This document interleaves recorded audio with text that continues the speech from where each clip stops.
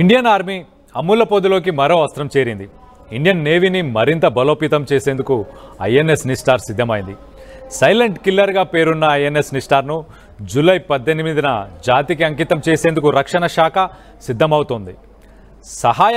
సహాయక నౌకగా మాత్రమే కాకుండా సముద్ర లోతుల్లో శత్రు కదలికలను అడ్డుకునేందుకు ఐఎన్ఎస్ నిస్టార్ను రూపొందించారు.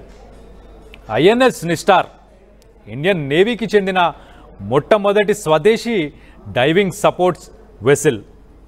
ప్రాజెక్ట్ 17A కింద నిర్మించబడిన రెండో స్టెల్త్ ఫ్రిగేట్ విశాఖలోని హిందుస్థాన్ షిప్ యార్డ్ లిమిటెడ్లో 80% స్వదేశీ సాంకేతికత సామగ్రితో తయారైంది. దాదాపు 9350 టన్నుల బరువు, 120 మీటర్లు పొడవుతో ఈ నౌకని రూపొందించారు.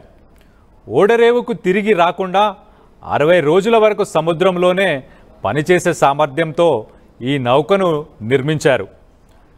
సబ్మెరీన్ రెస్క్యూ, డైవింగ్ ఆపరేషన్స్లో సహాయం కోసం ఇది తయారైంది. ఇందులో డీప్ సబ్మెర్జెన్స్ రెస్క్యూ వెహికల్ ఉంది. దీని ద్వారా సముద్రంలో 600 మీటర్ల లోతు వరకు వెళ్ళి చిక్కుకున్న సబ్మెరీన్ అందులోని సైనికులను రక్షించగలదు.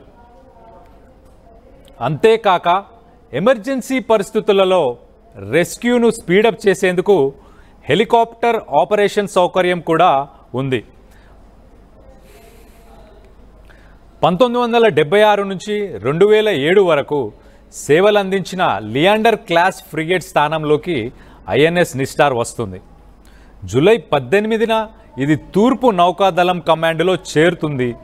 అత్యాధునిక సాంకేతికతో తయారైన ఈ నౌక ఇండియన్ నేవీ సబ్మెరీన్ రెస్క్యూ సామర్థ్యాన్ని గణనీయంగా పెంచుతుంది. ఇప్పటి వరకు సబ్మెరీన్కి సంబంధించిన ప్రమాదాలలో రెస్క్యూ మిషన్ల విషయంలో నేవీ, ఓఎన్జీసీ అలాగే ప్రైవేట్ కంపెనీలపై ఆధారపడేది.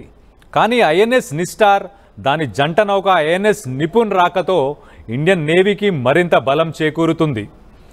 తూర్పు తీరంలో ఐఎన్ఎస్ నిస్టార్, పశ్చిమ తీరంలో ఐఎన్ఎస్ నిపుణ్ సేవలు అందించనున్నాయి. దీంతో జలాంతరగామి ప్రమాదం జరిగినప్పుడు తక్షణ సహాయం లభిస్తుంది. చైనా, పాకిస్తాన్ నావికా దళం సవాళ్లను సమర్థవంతంగా ఎదుర్కొనేందుకు ఐఎన్ఎస్ నిస్టార్ను రూపొందించారు. ఇక ఐఎన్ఎస్ నిస్టార్ పేరుతో ఉన్న పాత నౌకను 2012లో సముద్రంలో మునిగిపోయింది.